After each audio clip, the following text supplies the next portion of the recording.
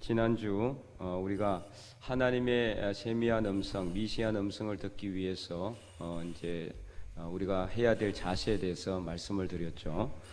그래서 그 하나님의 미시한 음성을 듣기 위해서는 하나님 앞에 바로 서야 된다고 말씀을 드렸는데, 하나님 앞에 서야 되는데 말씀 앞에 서야 된다고 말씀을 드렸죠. 하나님의 말씀. 근데 한 가지 빠진 것이 있는데, 이제 말씀 앞에 서기 전에 우리가 또 한 가지가 있어요. 그게 바로 오늘 우리가 읽었던 본문에도 나와요. 11절을 다시 한번 더 보시면은, 여호와께서 이르시되 너는 나가서 여호와 앞에서 어디서 서라, 그렇게 이야기하고 있죠. 산에 서라, 산에 서라 하시더니, 이 산은 어떤 산입니까? 이제 호렙산이죠. 호렙산. 호렙산인데, 이 산에 서라, 하나님 앞에서 산에 서라. 왜 산에서 서라 그럴까요? 산에 안 서고 그냥 그 굴 앞에 서도 되고 그렇게 했는데, 이 산에 서라는 거는 산 앞에 산을 마주보고 그 호렙산에서 다른 데 내려가지 말고 그 하나님의 산에서 서라는 거예요. 이것은 의미가 있어요. 하나님의 산 호렙산은 그냥 일반적인 산이 아니에요. 그래서 일반적인 산이 아니니까 지금 요즘도 지금은 잘 못 가지만, 이전에 여러분들이 예루살렘이나 아니면은 그 주변에 이 다른 연결된 그 쪽에 성지순례를 가면 꼭 시내산을 갔잖아요. 그죠? 시내산 오르기도 하고, 그래서 그 시내산이 정말 그 영적인 의미가 있기 때문에 그렇게 성지순례에도 꼭 포함을 시키는데, 그 의미는 일단 출애굽기 3장에 보면은 모세가 처음으로 하나님으로부터 부르심을 받은 산, 그 소명을 받았어요. 소명을 하나님께로부터 소명받은 산이 바로 이 출애굽기에서 나오는 시내산입니다. 호렙산이라고도 하는데, 하나님께로부터 처음으로 만나서 하나님을 만난 산이라고 볼 수가 있죠. 하나님의 임재를 체험한 산, 바로 그것이 이 호렙산이다. 또 출애굽기 19장에도 보면은 하나님께서 이스라엘 백성들에게 나타나셨던 곳이 바로 이 시내산입니다. 빽빽한 구름과 같은 모습으로 그렇게 우레와 같은 소리로 하나님께서 임재하셨을 때에 이스라엘 백성들이 놀라서 죽을 줄 알고 두려워하는 그런 내용이 나오죠. 그래서 모세가 여호수아만 데리고 하나님 앞으로 나가죠. 그리고 나중에 또 모세가 이 하나님으로부터 십계명을 받으러 간 곳이 바로 어디입니까? 이 호렙산이었어요. 십계명 받으러 간 곳이. 이곳에서 40일 40주야를 물도 마시지 않고 금식하면서 하나님 앞에서 있으면서 그냥 가만히 있었겠어요? 기도하면서 하나님의 말씀을 기다리지 않았겠어요? 바로 그래서 그 40일 동안 있으면서 하나님으로부터 십계명을 받고 내려온 곳이, 그리고 또 금송아지 사건으로 인해서 십계명을 깨졌잖아요. 돌판이 깨지고 또다시 하나님의 산 호렙산으로, 시내산으로 가서 십계명을 받은 곳이 바로 이 산입니다. 그래서 이 산이라는 것은 그냥 산이 아니라 하나님의 임재가 있는 곳을 의미한다는 거예요. 이 산이 그냥 일반 산, 지리산, 백두산 이런 산이 아니라 하나님의 임재가 있는 곳, 하나님의 임재가 있는 곳에서라. 그러니까 그 하나님의 임재가 있는 곳, 오늘날로 말하면 어디입니까? 하나님의 말씀이요. 하나님의 말씀. 그래서 하나님의 말씀 앞에 서야 되는 겁니다.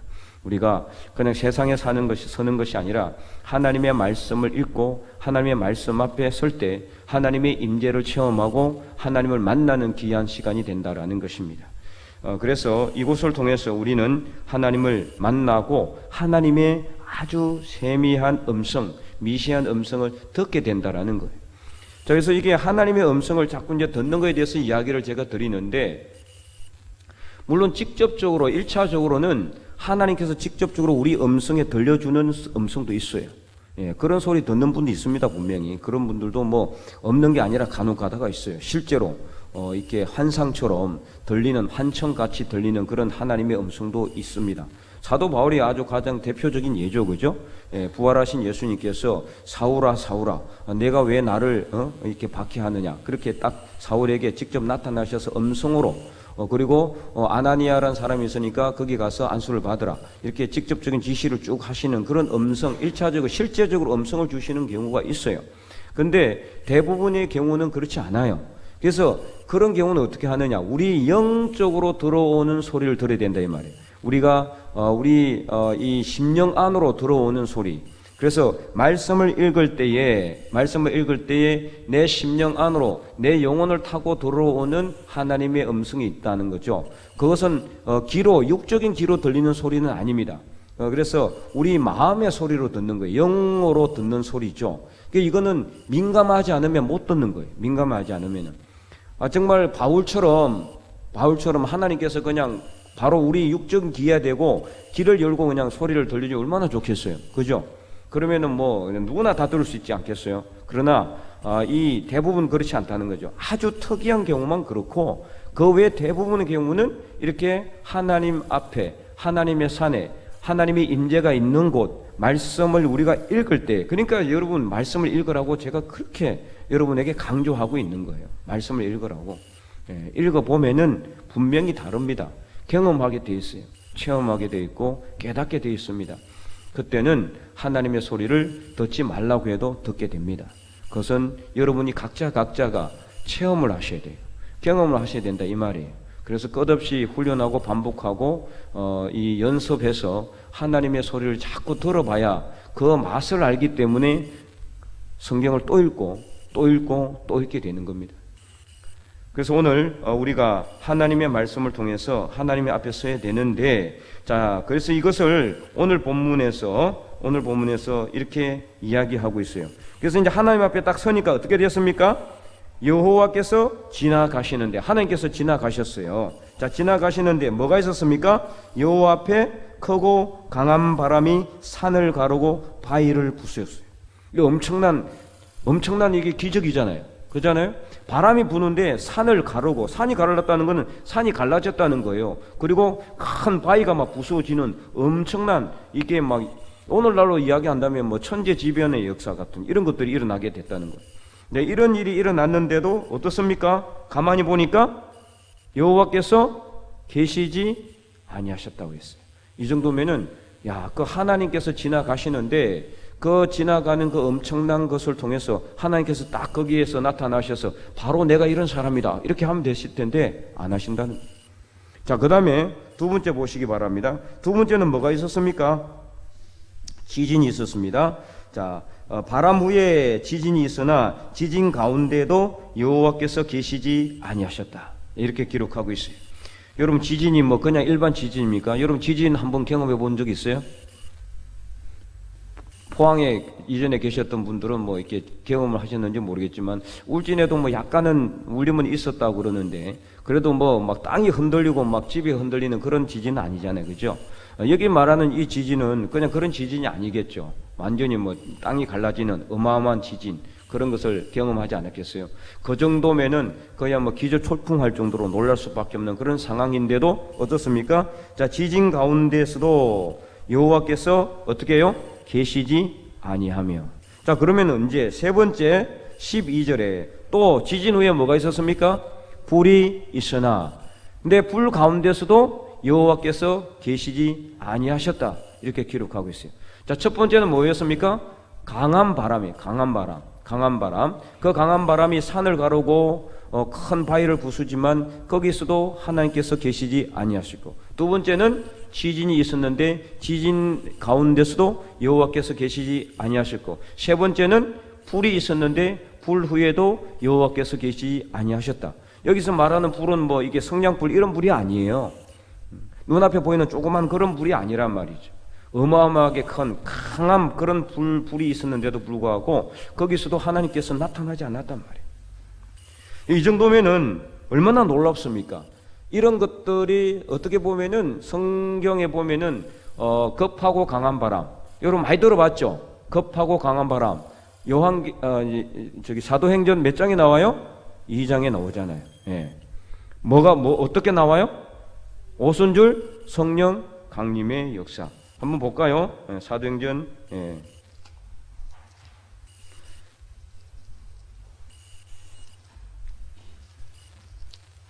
2장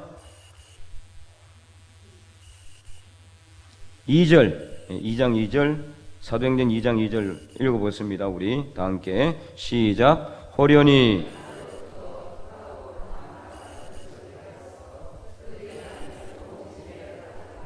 네, 급하고 강한 바람 같은 소리. 이게 뭐예요? 성령의 임재. 그러니까 성경에서 급하고 강한 바람 같은 경우는 거의 대부분이 뭐냐? 하나님의 임재를 상징한다 이 말이에요. 하나님의 임재를 상징해요. 마찬가지로 지진도 그렇습니다. 지진의 역사가 성경에도 여러 군데 기록이 되어 있기는 한데 가장 대표적인 지진이 뭡니까? 바로 민수기 말씀에 보면은 다단과 온과 고라 자손들이 이 모세를 반역해 가지고 그들을 삼킨, 그게 뭐예요? 땅이 갈라져서 그들을 삼켜버렸잖아요. 땅이 갈라진 게 뭡니까? 지진이죠, 지진. 예. 그 지진은 그냥 자연적인 현상입니까? 아니었어요. 하나님께서 임재하시는 모습입니다. 그게 바로 하나님께 대적하는 자는 하나님께서 이렇게 삼켜버린다는 것을 보여주는 거죠. 분명하게. 그래서 이런 지진이나 불도 마찬가지고 그래서 불은 뭐 여러 군데 많이 있죠. 네, 모세가 처음 하나님을 만났을 때 출애굽기 3장에 보면은 떨기나무 사이에 불로 나타나시는 하나님. 그리고 열왕기상 18장에 하나님께서 불로 응답하시고, 그리고 또 이 솔로몬이 하나님 앞에 성전을 짓고 그리고 봉헌 기도를 하였을 때 그때 불로 하나님께서 응답하시고, 다윗이 인구 조사를 하고 나서 잘못하여서 범죄함으로 인해서 하나님께서 재앙을 내리고 그래서 회개하고 하나님께 제단을 쌓아서 예배를 드렸을 때 하나님께서 뭐로 내셨어요? 불로 응답하시고, 이런 불들이 있다 이 말이에요. 불. 그래서 불과 지진과 바람은 뭐를 의미하느냐? 하나님의 임재를 상징하는 거예요. 하나님의 임재. 그러니까 그야말로 기적의 역사죠, 그죠? 쉽게 말하면 일상생활 속에서는 잘 안 보이는 거예요. 일상생활 속에서는 쉽게 볼 수 없는 것들이에요. 엄청난 큰 이변, 천재지변 같은 이런 역사가 일어나는 거죠. 이 정도 보면 어떻습니까, 여러분? 이 정도면 하나님을 믿을 수밖에 없지 않겠어요, 그죠?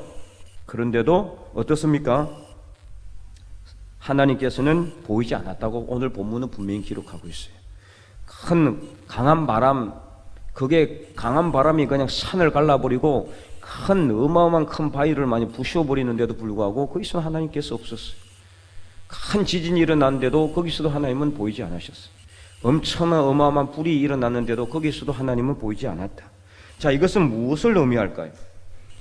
사람이 변화되는 것은요, 이 천지가 진동하고 이 하늘과 땅이 바뀌는 그런 역사가 일어난다고 해서 사람의 마음이 바뀌지 않는다는 거예요. 여러분, 바뀔 것 같죠? 만약에 그렇게 바뀐다 그랬으면은 이스라엘 백성들은, 남유다, 유다 백성들은 한 사람도 빠짐없이 예수님을 다 믿어야 돼요. 그죠? 예수님이 얼마나 많은 기적의 역사를 일으켰습니까? 오병이어의 기적의 역사, 실병의 기적의 역사, 나인성 가보의 아들을 살리시고 죽은 나사로를 살리시고 병든 자를 고치시고 귀신을 쫓아내고 어마어마한 죽기 귀신의 역사를 다 이렇게 다 물리치고 어둠의 그림자 물러내고 뭐 어마어마한 그 누구도 상상할 수 없는 수많은 기적의 역사를 일으켰잖아요. 물로 포도주를 변화시키시고 물 위를 걸어오시고 그라사 강인 귀신, 군대 들린 귀신을 고치시고 얼마나 많은, 이게 일일이 나열하기도 힘들어요. 성경에 기록되지 않는 것도 엄청나게 많다는 거죠. 그러면 그 많은 것은 누가 다 봤습니까? 제자들만 본 게 아니에요. 예수님을 십자가에 못 박았던 제사장들도 봤고, 예수님을 끝없이 비난하고 힐난하면서 예수님을 모함했던 바리새인들도 봤어요. 그리고 예수님을 늘 이렇게 어떻게든 이렇게 책 잡아서 예수님을 끌어내리려고 했던 율법사들도 다 봤다. 율법 교사들까지도 다 봤어요. 그런데도 불구하고 그들이 믿었습니까? 아니죠. 그 엄청난 기적의 역사를 보고도 그들의 마음은 변하지 않았습니다. 사람을 살리는 것, 사람의 마음을 변화시키는 것은 이 외적인 기적의 역사가 아니라는 거예요. 외적인 기적의 역사가 아니라는 거죠. 방금 우리가 읽었지만은 열왕기상 19장, 바로 앞에 오전 예배 때도 제가 언급을 했지만은 열왕기상 18장에 보면은 하나님께서 불로 응답하시잖아요. 한번 볼까요? 18장 38절에 37절부터 38절, 39절까지 한번 읽어보겠습니다. 바로 앞에 있으니까 시작. 여호와께서 내게 응답하소서.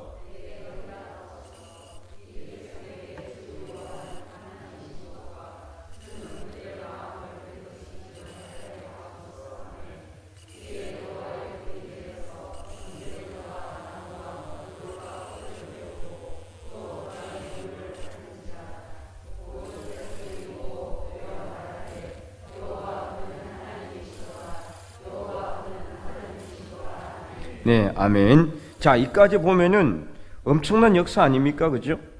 그냥 그 제단 위에 있는 제물만 태운 게 아니에요. 제물만 태운 게 아니라 번제물도 이제 위에 내용을 보면은 저번에도 제가 오전 예배 때 한번 말씀을 드렸잖아요. 이게 도저히 불이 내릴 수 없는 그런 최악의 상황을 연출해요, 엘리야가. 그래서 거기에다가 물을 갖다 붓는데 3번이나 갖다 물을 부어요. 물을 붓고 그 물이 제단 위에 제물을 적시고 제단을 적시고 돌과 흙을 적시고 그 밑에 흘러 넘쳐서 거기 가운데 둘러가면서 원으로 해가지고 도랑을 팠는데 그 도랑에 다 찰 때까지 물을 부었다 이 말이에요. 그러면 아무리 뜨거운 물이 이렇게 내려와도 절대로 안 탈 수 있는 상황에 타지 않을 상황이라 이 말이죠. 최악의 극한의 상황을 연출했어요. 그런데도 불구하고 제물만 탄 것이 아니라 제물과 제물을 갖다 제물 밑에 있던 그 나무와 그리고 그 밑에 있는 그 제단 다시 수축했던 무너져서 수축했던 돌 그리고 흙을 다 태워버리고 그리고 물까지 핥았다. 물을 핥았다라는 말이 이 표현이 아주 정말 그 욕설적이죠. 물을 핥았다는 것은 그 물이 너무 뜨거운 물로 인해 가지고 완전히 싹 메말라 버렸다. 한 순간에 이렇게 되려면요 몇 천도 이상의 불이 있어야 돼요. 몇 천도 이상의. 우리가 이제 그 인간적으로 우리가 기준 따진다 그러면은 절대로 일어날 수 없는 기적의 역사를 봤잖아요. 자, 그러면은 39절에 자, 백성들이 그러자 보고 엎드려 말하되 여호와 그는 하나님이시로다. 여호와 그는 하나님이시로다 하니 하면 뭐 합니까? 믿지를 않는데. 마음에 믿은 게 아니에요. 마음의 변화가 아니라 외적인 역사를 보고 하나님을 그냥 인정한 거예요. 여러분, 우리가 인정을 하는 거하고 우리가 마음으로 받아들이는 건 완전히 다릅니다. 안 믿는 사람들도 이 기독교를 인정하는 사람도 많아요. 교회 인정하는 사람 많습니다. 예수님도 인정해요. 예수님이 계시다라고 인정하지만 믿지는 않습니다. 네, 믿지는 않는 거예요. 이거는 인정을 한 거지 마음의 변화가 있는 게 아니에요. 마음의 변화가 있었다면은 그 다음 사건이 엘리야가 도망갈 수가 없는 것으로 이루어져야 되는데 아니거든요. 근데 이 현상을 갖다 누가 봤습니까? 아합이 봤잖아요. 아합이 보고 가서 누구한테 일러 바쳤어요? 그야 아내인 이세벨에게 다 일러 바쳤어요. 다 고자질했어요. 그러니까 이세벨이 뭐라고 합니까? 19장 2절에 보면은 이렇게 나와 있어요. 19장 2절. 제가 여러 번 이야기했지만은 자, 19장 2절 한번 읽어보겠습니다. 이세벨이 사신을 엘리야에게 보내어 이르되 내가 내일 이맘때에는 반드시 내 생명을 저 사람들 중 한 사람의 생명과 같게 하리라. 그렇게 하지 아니하면 신들이 내게 벌 위에 벌을 내림이 마땅하니라 한지라. 여기서는 아멘 하면 안 됩니다. 아멘을 할 때와 안 할 때를 여러분 잘 구분하셔야 돼요. 여러분 죽기를 바랍니다 하면 아멘 하면 안 되는 거죠. 하나님께 영광을 올려드릴 때 기도하는 내용이 있을 때만 아멘 하는 겁니다. 그래서 2절에 보니까 이 말은 뭔 말이냐. 이세벨이 그럼 몰라서 이런 역사 일어난 거 다 들었어요. 자기가 키우던 이 바알과 아세라 선지자들이 몽땅 아무런 역사도 못 이루고 그 바알과 아세라에게서 아무 응답도 받지도 못했고 자기가 키우던 그 선지자들 다 죽임을 당했고 엘리야의 하나님만이 불로 응답을 하였다는 소식을 듣고 그것만 들었습니까? 또 뭐가 있었어요? 3년 6개월 동안 비가 오지 않았는데 엘리야가 7번을 기도하고 나서 뭐가 왔습니까? 비가 내리기 시작했어요. 그리고 엘리야가 초인적인 힘을 발휘합니다. 아합이 타고 가는 수레열보다 더 빨리 옆에서 달려가요. 요즘으로 말한다면 거의 마라톤이 아니고 뭐 거의 100m 뭐 그냥 웬만한 선수보다 더 빠른 초인적인 힘을 그런 것까지 다 있게 봤는데도 불구하고 그것을 다 전해드렸음에도 불구하고 이세벨의 마음이 조금이라도 요동이 있습니까? 하나도 요동이 없어요. 아합이 만약에 변화됐다라면은 자기 아내인 이세벨이 그렇게 하지 못하도록 했을 겁니다. 그러나 이러한 외적인 그런 기적의 역사는요 절대로 사람의 마음을 움직이지 못한다. 물론 움직일 수도 있어요.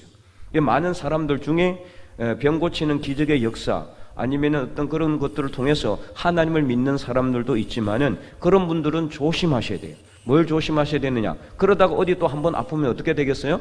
아, 하나님이 안 계시는가 보다 이렇게 생각하게 되거든요.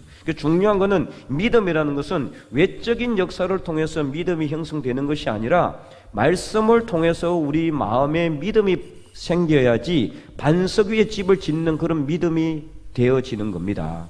그래서 오늘 우리는요, 자꾸 외적인 기적의 역사를 바라봐서는 안 돼요. 사람의 마음을 바꾸는 것은 하나님의 이 생명의 말씀이지 외적인 기적의 역사가 아니란 말이에요. 사람이 살아나고 병이 낫고 고침을 받고 귀신이 떠나가는 것은 그냥 일반적인 우리가 예수님을 믿음으로 하나님께서 우리에게 주시는 그냥 하나의 선물일 뿐입니다. 그러므로 선물은 줄 수도 있고 안 줄 수도 있는 거예요. 안 줘도 하나님께 감사하셔야 되고 주면은 더 감사하면 되는 겁니다. 이런 외적인 것에 우리의 믿음이 왔다 갔다 요동치게 되면은 그러면은 안 되는 거예요.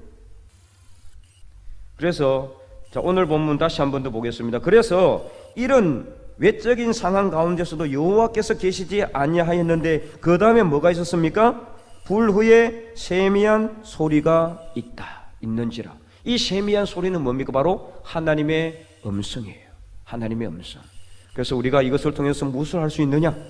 하나님의 음성은 이런 외적인 역사, 기적의 역사가 아니라, 물론 그 기적의 역사를 통해서도 하나님께서는 가끔 특별한 경우에 우리에게 말씀을 주시기도 하지만 가장 좋은 방법은 뭡니까? 하나님의 말씀을 통해서 우리가 하나님의 음성을 듣는 겁니다.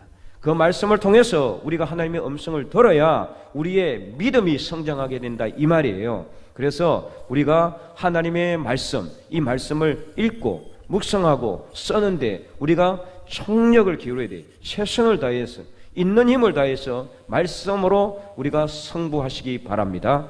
말씀 안에 들어가면은 그러므로 우리가 하나님의 세미한 음성 들을 수 있다는 것을 오늘 본문은 우리에게 역설적으로 이야기하고 있다, 이 말이죠.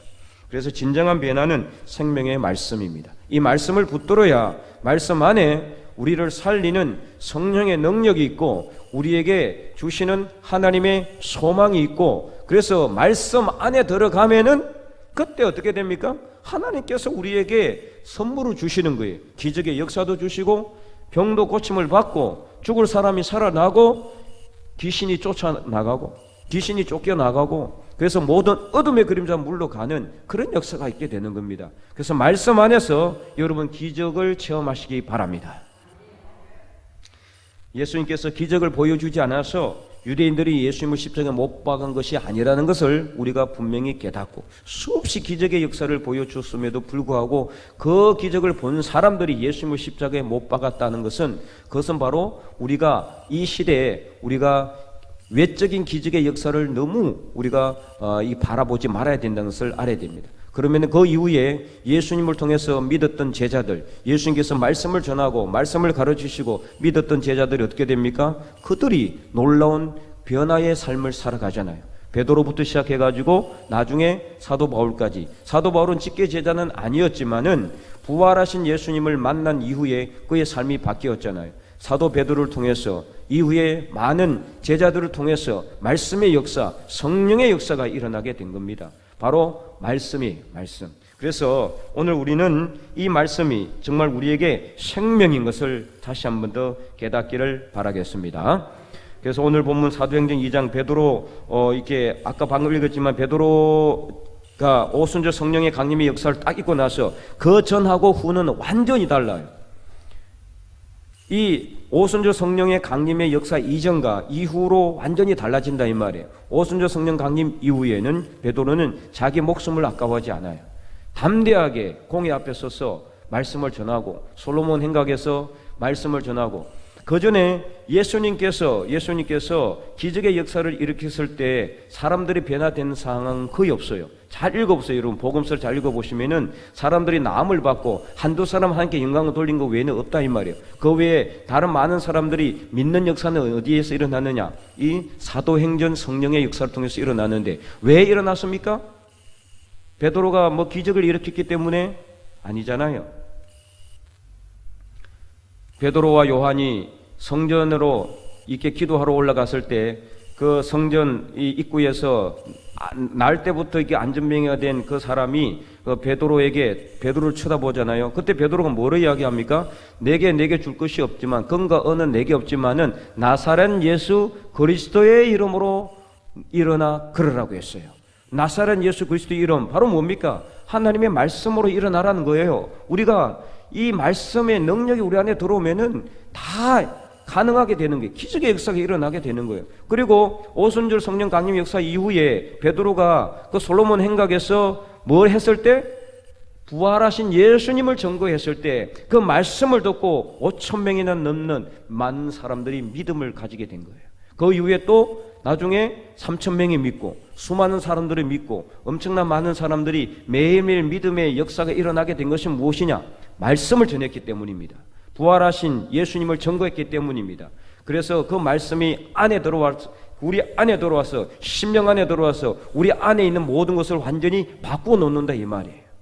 오늘 세미한 하나님의 음성을 우리가 듣는 가장 좋은 길이 어디냐? 바로 말씀인 줄을 여러분 분명히 깨달으시고, 부지런히 말씀을 읽고 말씀을 묵상하고 말씀을 쓰는데 여러분 올 한해 최선을 다하고, 그래서 여러분의 삶 속에 놀라운 하나님의 음성을 듣고 기적의 역사를 경험하는 저와 여러분이 될 수 있기를 주님의 이름으로 간절히 축원드립니다.